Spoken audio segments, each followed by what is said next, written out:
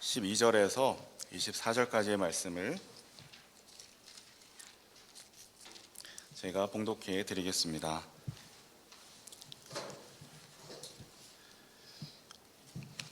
이제 봉독하겠습니다. 율법을 모르고 범죄한 사람은 율법과 상관없이 망할 것이요 율법을 알고 범죄한 사람은 율법을 따라 심판을 받을 것입니다. 하나님 앞에서는 율법을 듣는 사람이 의로운 사람이 아닙니다. 오직 율법을 실천하는 사람이라야 의롭게 될 것이기 때문입니다.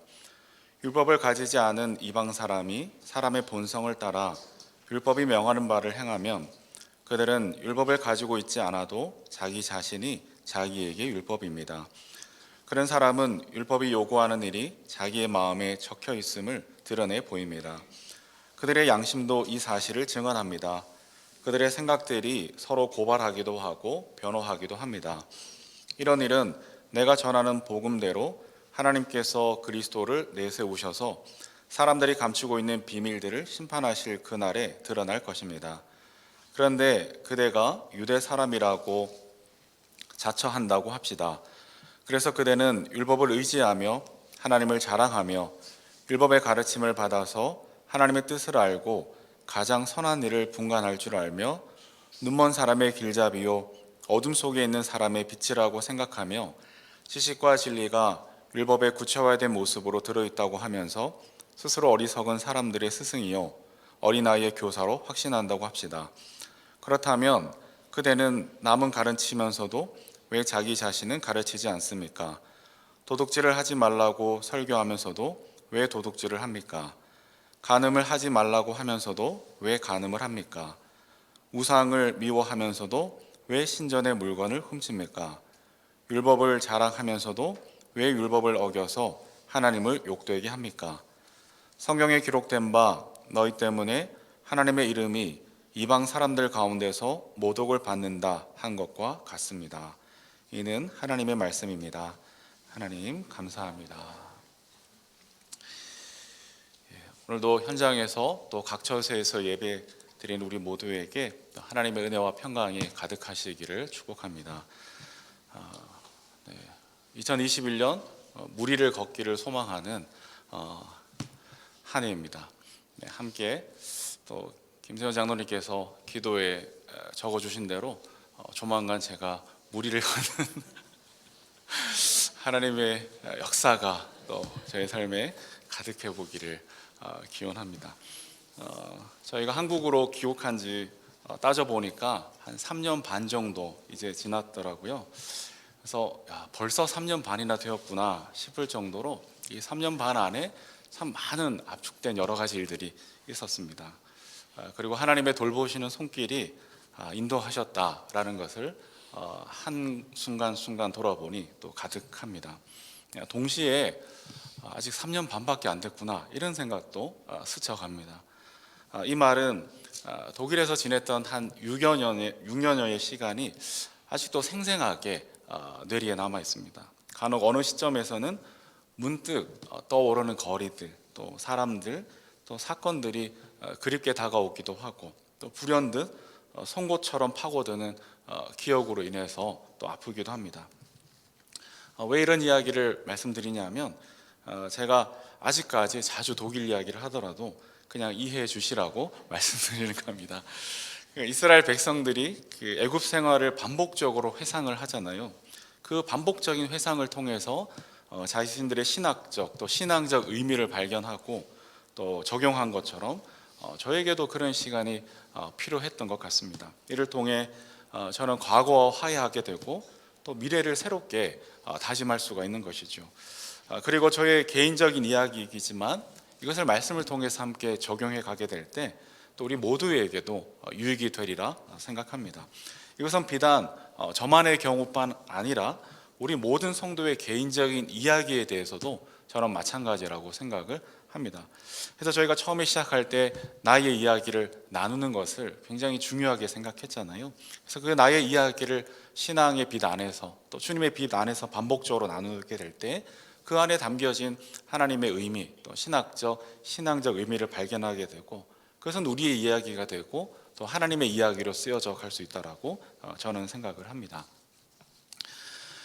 제가 독일에서 지낼 때에도 운전을 했습니다. 신학교를 졸업하고 이제 전임 사역을 하면서부터 운전을 참 많이 했던 것 같아요. 그래서 요즘은 모르겠는데 예전에는 그 교회마다 교육자 공고를 뜰 때 자격 조건 중에 하나가 일종 보통 운전 면허증이었습니다. 그래서 정말 운전을 많이 하는 것 같아요. 근데 독일에서도 운전을 했는데 끝까지 낯설고 생소한 느낌이 있습니다. 그러니까 한국에서 운전은 계속했기 때문에 독일 사람들이나 또 교민들이 저를 보며 정말 감탄을 할 정도로 운전 실력이 빼어났습니다. 근데 운전 자체는 어렵지가 않은데 낯설고 생소한 그 운전의 문화, 또 교통 환경, 법규 이런 것들은 끝까지 저로 하여금 이 초보자의 자세를 가지게 했습니다. 우선은 표지판이 다릅니다. 예를 들어서 이런 표지판 보신 적 있으세요? 네모 모양이 있고요. 그 안에 노란색 있는 표지판이 있어요. 그러니까 한국에서 그런 표지판을 우리는 본 적이 없습니다. 이것은 당신 차가 먼저요. 이런 사인이고요. 또 역삼각형이 있어요. 근데 역삼각형 안이 빨간색입니다. 그 표지판은 당신 차는 우선순위가 아니니 멈추시오. 이런 이제 뜻입니다. 그러니까 한국에서는 볼 수 없었던 표지판이었죠. 또 교차로에서 우회전을 하려고 하면 우회전 신호가 반드시 있습니다. 저는 이제 한국에서는 우회전 신호라는 게 거의 따로 없기 때문에 그냥 이렇게 두리번거리다가 이렇게 괜찮으면 우회전을 주로 하곤 했는데 독일에서는 꼭 우회전 신호를 받고 우회전을 해야 된다는 것을 나중에 알게 되었습니다. 그러니까 처음에는 이런 것들에 대해서 잘 모르고 그냥 한국에서 하던 대로 했죠. 그리고 얼마 지나고 나서 독일 생활 안내 세미나라는 것을 들을 기회가 있었는데 그때 표지판과 우회전 신호 표시에 대해서 자세하게 알게 되었습니다. 그래서 그 세미나가 저한테 지루하지 않고 유익했던 것이 그동안 제가 심각하게 교통법규를 위반하면서도 위반인 줄 모르고 운전을 신나게 했다라는 것이죠. 그러니까 일종의 죄가 죄인 줄도 모르고 불법을 자행하고 있었던 겁니다. 운전 초기에 독일 경찰, 교통 경찰이 특히 그렇게 무섭다라는 얘기를 정말 귀에 못이 박히도록 들었습니다. 어떤 변명과 핑계도 통하지 않는다. 사람이 아무리 하소연을 해도 듣지 않고 자기 할 말만 하고 그냥 원칙대로 진행해 버린다. 이런 얘기를 정말 귀에 못이 박히도록 들었거든요. 그래서 얘기와 소문만으로도 들었을 뿐인데 절대로 교통 경찰을 만나지 않았으면 좋겠다라는 그 마음의 소원이 간절했습니다. 하지만 결국에는 독일 경찰과 마주해야 되는 일들이 몇 번 있었는데요. 정말 소문대로 정말 무서웠습니다. 그리고 저만 무서운 게 아니라 가만히 보니까 독일 사람들도 독일 경찰들 앞에서는 무서워 떠는 모습을 보면서 마음에 좀 안심을 하기도 했었는데요. 어쨌거나 독일에서 운전을 시작할 때 그 달라진 표지판과 신호등 그리고 교통법규를 잘 몰랐습니다. 잘 몰랐을 때에는 이게 위반인지도 모르고 그냥 위반하면서 지냈던 것이죠. 알고서 그런 것은 아니고 잘 몰라서 그랬습니다. 하지만 나중에 교통법규를 깨닫고 나서는 이제 무엇이 잘못된 것인 줄 알았고 위반인 줄 알았고 또 죄가 된다는 것을 알게 되었습니다. 이처럼 교통법규를 통해서 무엇이 맞는지 무엇이 틀린지 알게 되었던 것이죠. 이 교통법규는 우리가 잘못했을 때 그것이 잘못이다, 위험하다, 틀렸다라고 이렇게 지적하는 기능을 가지고 있었던 겁니다. 그런데 한편으로는 이 교통법규는 사람을 보호하는 차원도 있었습니다. 독일에서 지내는 동안 참 인상적인 사건이 한 가지가 있는데요. 요즘 우리나라에서도 이 세미나를, 이 캠페인을 시작했더라고요. 횡단보도를 건널 때입니다. 그때마다 횡단보도를 건널 때마다 신호등이 없는 횡단보도를 건널 때 저쪽에서 오고 있는 차를 발견합니다. 그러면 저는 자동적으로 차가 지나가기까지 멈춰 섭니다. 근데 그 차도 멈춰 서는 거예요. 그래서 제 어림짐작으로는 차가 먼저 지나가도 될 것 같은데 이렇게 그래서 차가 먼저 지나가도록 기다리고 있습니다. 그런데 그 차도 정확하게 횡단보도 정지선에 정확하게 멈춰 섭니다. 그리고 제가 지나가기까지 그냥 기다리고 있습니다. 그러니까 처음에는 잘 몰라서 차 먼저 지나가라고 이렇게 손짓을 해도 저를 이상하게 쳐다보면서 꿈쩍도 안 합니다. 결국에는 제가 먼저 지나가고 난 다음에야 차가 그제서 출발하는 그런 경험이 굉장히 인상적이었습니다. 대한민국 서울에서 아이들을 키우는 가정은 동의를 하실 텐데, 아이들에게 늘 주의를 주는 것 하나가 차 조심입니다. 특히 길을 건널 때는 거의 정죄 수준으로 아이들에게 조심을 시키곤 합니다. 횡단보도나 또 신호등이 없는 경우는 말할 것도 없고, 심지어 횡단보도에서 신호등이 있는 경우에도 늘 좌우를 살피면서 조심히 건너라고 귀에 못이 박히도록 주의를 줍니다. 왜냐하면 횡단보도라고 해서 신호등이 초록색 불로 바뀌었다고 해서 안심할 수는 없다는 것을 우리는 경험적으로 알고 있어서입니다. 그래서 서울에서 사는 사람들의 보편적인 생각이 그렇다는 것인데, 그래서 처음에 한국에 귀국하고 나서 서해를 얼마나 조심시켰는지 모릅니다. 왜냐하면 횡단보도를 보면 그냥 아무 생각 없이 건너니까 절대로 그러면 안 된다라고 귀에 못이 박히도록 얘기해 주었습니다. 이런 차원에서 보면 이 교통법규라는 것은 결국 죄를 깨닫게 하고 또 벌금을 물리는 것에만 그 목적과 의도가 있는 것은 아니었습니다. 최종적으로는 결국 사람을 보호하고 그 사람으로 하여금 평안하게 일상을 영위해 나갈 수 있도록 지켜주는 것에 그 근본적인 원래적인 의미와 뜻이 있었던 것은 아닐까 생각해 보게 됩니다. 하나님은 이스라엘 백성에게 율법을 주셨습니다. 지역과 문화 또 환경에 따라서 변하거나 한시적이지 않은 영원 불변한 하나님의 말씀인 율법을 이스라엘과 우리에게 주셨습니다. 그 율법을 언제 주셨을까요? 이스라엘 민족이 애굽에서 400여 동안이나 히브리 종살이를 하고 난 뒤에 출애굽해서 시내산에 있을 때에 하나님은 율법을 주셨습니다. 어느 민족이 자신의 정체성을 가지고 한 국가로서 또 기능을 제대로 하려면 사회 질서와 법은 반드시 필요한데, 노예로 살았던 그들에게 하나님의 율법, 법이 생긴 것이죠. 그것도 인간의 머리로 짜내거나 베껴서 짜집기한 법이 아닌 하나님 아버지께서 하늘로서 친히 내리신 영원한 율법, 신적인 말씀을 이스라엘에게 주셨습니다. 왜 그들에게 율법을 주셨을까? 여러 가지 중에서도 무엇보다 좌우를 분간하고 무엇이 옳고 그른 것인지 제대로 판단하며 응당 그에 대한 책임 있는 삶을 살아가도록 하기 위해서 율법을 주셨습니다. 그들이 인간다운 삶을 살아갈 수 있도록 자유인으로서 행복하게 살아가도록 하기 위함이었습니다. 노예 종살이에서 탈출한 히브리 민족이 세계 열강들 사이에서 멸망하지 않고 제대로 민족적인 정체성을 가지고 살아가도록 도우시려고, 지키시려고, 보호하시려고 그들에게 율법을 주셨습니다. 이스라엘은 당연히 이 율법을 받은 것에 대해서 자랑스러운 마음이 있었을 겁니다. 충분히 자랑할 만한 사건입니다. 그 안에서 충분히 안정감을 누릴 수 있습니다. 자신들에게 율법이 주어졌다라는 사실만으로도 자부심을 가질 수 있는데, 무엇보다 하나님이 친히 내려주셨다라는 그 사실에서 선민의식을 가질 법도 합니다. 그들이 이 사실에 대해 얼마나 자부심을 가졌는가 하면요, 유대인들이 감사드리는 기도의 제목에서 우리는 찾아볼 수 있습니다. 그들은 이렇게 기도한다고 하죠. 유대인 남자는 동물이 아닌 사람으로 태어난 것에 감사합니다. 사람 중에서도 이스라엘 사람으로 태어난 것에 감사합니다. 이스라엘 사람 중에서도 남자로 태어난 것에 감사합니다. 이런 기도를 한다라고 합니다. 그러니까 이 기도의 그 근원적인 바탕이 뭐냐? 이스라엘 남자로 태어났다는 것은 율법을 가졌다는 것이고 율법을 배울 수 있다라는 뜻이라는 것이죠. 따라서 그들이 율법을 소유한 것에 대해서 얼마나 큰 자부심을 가졌는가를 알아볼 수가 있습니다. 그런데 이 하나님의 귀한 말씀을 그들이 가졌지만 그들에게는 한 가지 문제가 있었습니다. 율법이 워낙 귀하고 소중해서 그랬는지는 모르겠지만 율법을 그냥 집 안에 모셔두기만 했다라는 것이죠. 그것을 삶의 자리에서 펼쳐 보이고 적용하고 살아내려는 몸부림을 가지지 못했습니다.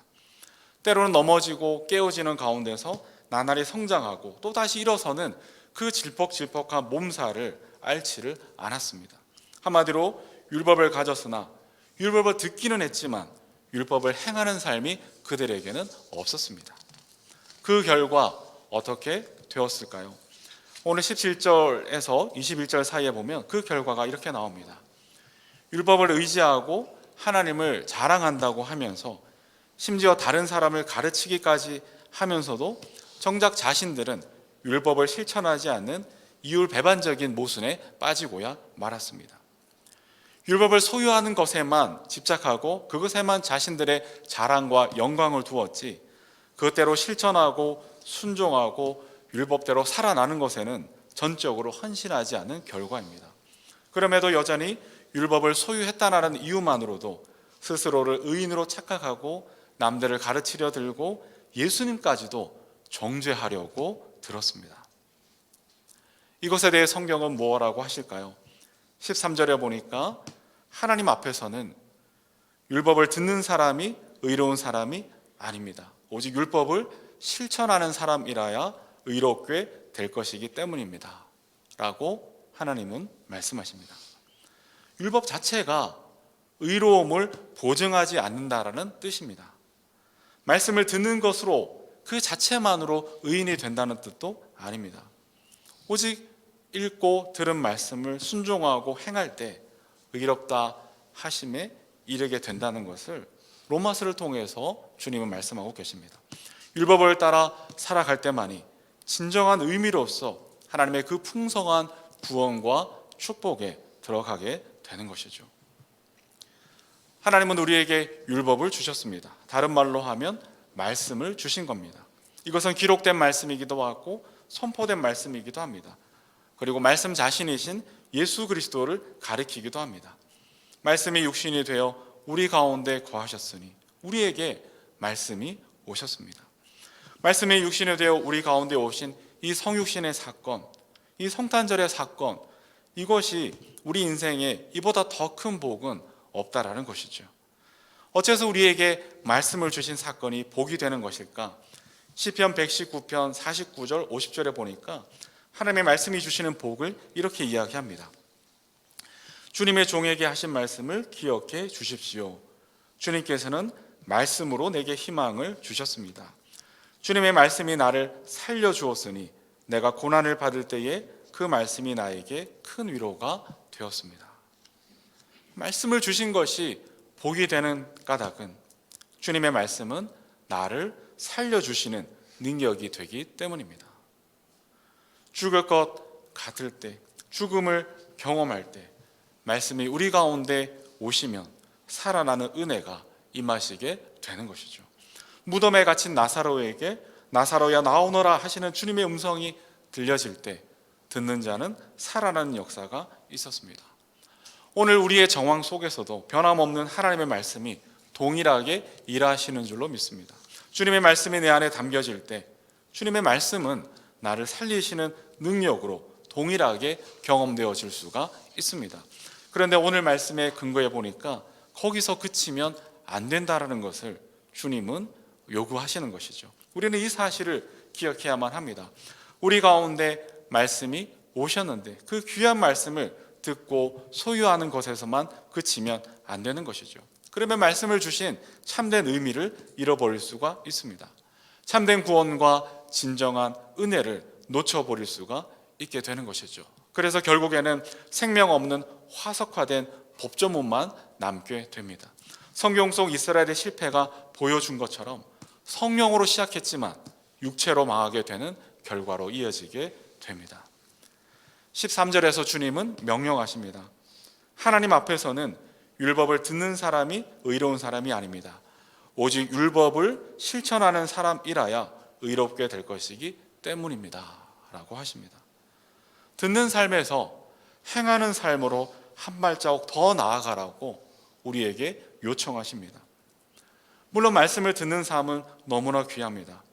듣는 척하지만 실상은 듣지 않는 경우가 얼마나 많이 있습니까? 그럼에도 그냥 그저 귀로 듣는 것만이 끝이 아니라는 것이죠. 듣는 삶이라는 것은 결국 행하는 삶으로의 전이와 변화가 있을 때 듣는다라고 말할 수가 있을 겁니다. 거기에 하나님의 능력이 나타나고 거기에 하나님의 의로움이 있습니다. 우리가 말씀을 들을 때에 기뻐할 수 있습니다. 말씀을 들을 수 있고 말씀이 들린다는 것은 어떤 것과도 바꿀 수 없는 너무나 귀한 일임에 틀림이 없습니다. 특별히 종교의 자유가 있는 이 대한민국에서 언제 어디서나 하나님의 말씀을 손쉽게 대할 수 있다는 것은 우리 한국교회에 주신 하나님의 큰 축복이라고 저는 생각합니다. 그러나 우리가 너무나 귀로 듣는 것에만 익숙해져서 그것으로 다 되은 것처럼 착각하거나 거기에만 머무르거나 만족하면 절대로 안 된다는 것이죠. 유진 피터슨은 자신이 번역한 메시지 성경, 이건 공역이 아니라 사역인데요. 이 유진 피터슨이 자신이 번역한 메시지 성경 머릿말에서 이렇게 말을 했습니다. 성경을 읽으면서 우리는 말씀을 읽는 일과 말씀대로 사는 삶이 연관되어 있음을 알게 된다. 성경의 모든 말씀은 삶으로 살아낼 수 있다. 많은 사람들이 발견하듯이 성경을 읽으면서 가장 중요한 질문은 이것이 무슨 의미인가가 아니라 어떻게 이대로 살 수 있는가이다. 이렇게 이제 머릿말이 시작합니다. 그러니까 제가 이해한 바로는 우리가 읽고 깨달은 말씀을 삶 속에서 순종하고 살아내려는 몸부림을 동시에 가져야 한다라는 것이죠. 그러니까 말씀 한 구절 한 구절을 가지고 진검승부를 해야만 한다라는 겁니다. 될까 안 될까 주저주저하면서 하나님과 세상 사이에서 하나님의 식과 내 식대로의 그 사이에서 언제까지 저울질만 하겠느냐라는 도전인 것이죠. 하나님의 말씀이 우리에게 들려질 때, 내 마음에 주의 말씀이 묵상되어질 때 그 말씀을 붙들고 그 말씀에 온전히 올인하고 승부수를 띄우는 한 해가 되면 좋겠습니다. 앞에는 홍해 바다가 넘실거리고 뒤에는 애굽 정예군이 뒤쫓아오는 그 절체절명의 순간에 하나님의 약속의 말씀에 자신의 전부를 걸었던 모세처럼 그 한 말씀을 붙들고 삶으로 살아내는 우리의 삶이 되어야 합니다. 내가 말씀을 지키면 처음에는 내가 말씀을 지키는 것 같지만 결국에는 그 말씀이 나를 보호하고 나를 살리고 나를 지켜주시고 이끌어가게 되는 것을 신앙 체험을 하게 되는 것이죠. 우리 말 중에 많이 들어보셨을 겁니다. 뛰는 놈 위에 나는 놈이 있다고 하죠. 그 나는 놈 위에도 누가 있을까요? 제일 무서운 붙어있는 사람이 있습니다. 그러니까 나는 놈 위에 뛰는 놈이 있다 하지만 제일 무서운 건 나는 놈 위에 붙어있는 사람이 제일 무섭습니다.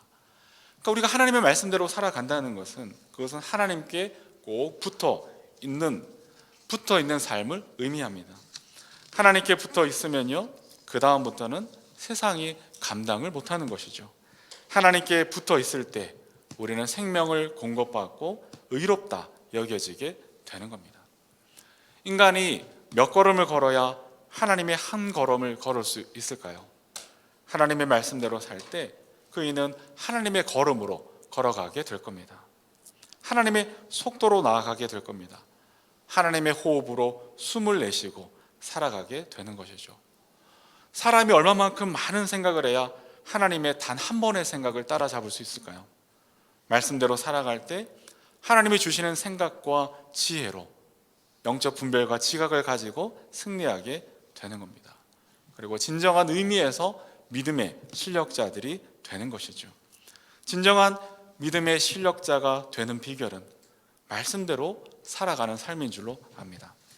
누가복음 5장 5절에 보니까 시몬이 이렇게 대답합니다. 선생님, 우리가 밤새도록 애를 썼으나 아무것도 잡지 못했습니다. 밤새도록 수고했지만 아무것도 잡지 못하는 그 민망함과 비참함을 우리는 모르지 않습니다. 그러나 베드로는 이렇게 고백합니다. 선생님의 말씀을 따라 그물을 내리겠습니다. 베드로는 사실 그 본문에서만 볼 때, 그 장면에서만 한정해서 볼 때 그저 그런 어부에 지나지 않는 것 같습니다. 밤이 새도록 수고를 했지만 잡은 것이 전혀 없는, 무능하고도 운이 없는 그저 그런 어부로 보입니다. 하지만 그가 주의 말씀을 따라 그물을 내리며 순종할 때, 다시 말해 말씀대로 실천할 때 어떻게 되었습니까? 그런 다음에 많은 고기가 때로 걸려들어서 그물이 찢어질 지경이 되었다라고 성경은 증언합니다. 여러분, 어부의 실력이 뭘까요? 어부의 실력은 물고기를 많이 잡는 겁니다. 그러니까 베드로가 주의 말씀에 순종하고 말씀대로 살아갈 때 그저 그런 베드로가 실력 있는 어부, 하나님의 사람이 되었습니다. 마찬가지로 저도 정말 목회자로서 실력 있는 목회자가 되고 싶다, 이런 마음의 소원이 있습니다. 그럼 어떤 것이 실력 있는 목회자가 되는 것일까? 공부를 많이 하고 학위를 많이 따면 되는 것일까? 가만히 보니까 한국에도 공부를 많이 하고 학위를 많이 가진 목회자들도 참 많습니다. 그러면 곰곰이 생각해 보면 공부가 모자라서, 학위가 모자라서 한국교회가 이 모양 이 지경이 된 것만은 아닐 겁니다. 그럼 규모가 커지면 되는 것일까? 힘이 좀 생기면 되는 것일까? 그것도 아닌 것 같습니다. 규모와 힘이 모자라서 한국교회가 지금의 어려움을 겪는 것은 결코 아닐 터입니다. 다름 아닌 날마다 그 한 말씀으로 살아내려는, 복음으로 진검승부하려는 몸부림으로 살아낼 수 있다면 우리 또한 베드로 못지않은 실력 있는 믿음의 사람이 될 수 있으리라 저는 생각합니다. 저도 그렇게 실력 있는 목회자, 실력 있는 하나님의 사람이 되고 싶은 것이죠. 그리고 실력 있는 하나님의 사람이 되고야 말 겁니다. 사랑하는 여러분, 우리 모두도 하나님 앞에서 이 믿음의 실력을 가진 하나님의 사람이 다 되셨으면 좋겠습니다. 그저 그런 사람으로 살아가는 것은 주님이 우리에게 원하시는 바가 절대로 아니라고 저는 생각합니다. 하루하루 연명하듯 그저 겨우겨우 살아가는 것은 하나님의 백성의 모습이 절대로 아닙니다. 밤이 새도록 수고하여도 건질 것 없이 빈손으로 민망한 마음으로 집에 돌아가는 것은 우리를 향하신 주님의 본심이 절대로 아니라고 생각합니다. 그물이 찢어지도록, 그래서 옆 사람도 부르고 사람들에게 나누어 줄 수 있을 만큼 한가득 만선하는 것이야말로 하나님의 사람의 정상적인 요구하시는 모습입니다. 어떻게 그 삶을 구현해낼 수 있을까? 하나님의 말씀을 듣는 것에서 한 걸음 더 나아가 그 말씀대로 온전히 순종하며 행하며 살아갈 수 있어야 합니다. 우리 한 사람 한 사람은 천하보다 귀한 사람입니다. 우리 옆에 분을 보시면서 한번 고백해 드릴까요? 당신은 천하보다 귀한 사람입니다. 천하보다 귀한 생명입니다. 세상은 사람을 어떻게 취급하든지 간에 이 과학 만능주의 세대에서 사람은 그저 효율과 효율성 안에서 가치로 대하든 간에 상관없이 우리는 천하보다 귀한 하나님의 피조물입니다. 천지 만물이 주님의 말씀으로 지어졌습니다. 그리고 그 말씀이 우리 안에 담겨졌고 우리 안에 담겨진 그 말씀대로 우리가 살아가게 된다면 누가 당하겠습니까? 어떤 것도 비교될 수 없는 이 탁월한 믿음의 실력의 비결은 이 주님의 말씀, 우리 안에 담겨진 이 말씀을 붙들고 한 걸음 한 걸음 걸어가는 길입니다. 하나님은 약속하셨습니다. 여호수아 1장 8절과 9절에 보니 이 율법책의 말씀을 늘 읽고 밤낮으로 그것을 공부하여 이 율법책에 쓰여진 대로 모든 것을 성심껏 실천하여라. 모든 것을 성심껏 실천하여라. 그리하면 내가 가는 길이 순조로울 것이며 내가 성공할 것이다. 내가 너에게 굳세고 용감하라고 명하지 않았느냐? 너는 두려워하거나 낙담하지 말아라. 내가 어디로 가든지 너의 주 나 하나님이 함께 있겠다. 이 약속이 우리에게 주어졌습니다. 그러므로 우리에게 주신 이 말씀을 그냥 흘려보내지 않고 롯의 사위들처럼 그저 우습게 여기지 않고 이 말씀을 붙들고 모든 것을 성심껏 실천해 나가는 우리 믿음의 도전과 실험이 있었으면 좋겠습니다. 이 약속에 대한 간증과 고백이 그렇게 해서 나의 것, 우리 모두의 것이 되는 2021년 한 해가 될 수 있기를 주님의 이름으로 축복합니다. 이제 다 같이 찬양할 텐데요. 전능하신 나의 주 하나님, 능치 못한 일이 없으신 하나님입니다. 그 말씀에 의지해서 깊은 곳에 나아가 그물을 내리는 이 말씀의 실천을 결단하며 함께 찬양했으면 좋겠습니다. 말씀이 없어서가 아닙니다. 말씀을 듣지 못해서가 아닙니다. 실천과 순종이 그 어느 때보다 필요한 시대를 우리는 살아가고 있습니다. 그런 의미에서 이번 한 주 내게 주신 한 말씀을 가지고 그 말씀을 실천해보는, 성심껏 실천해보는 한 주가 되면 좋겠습니다.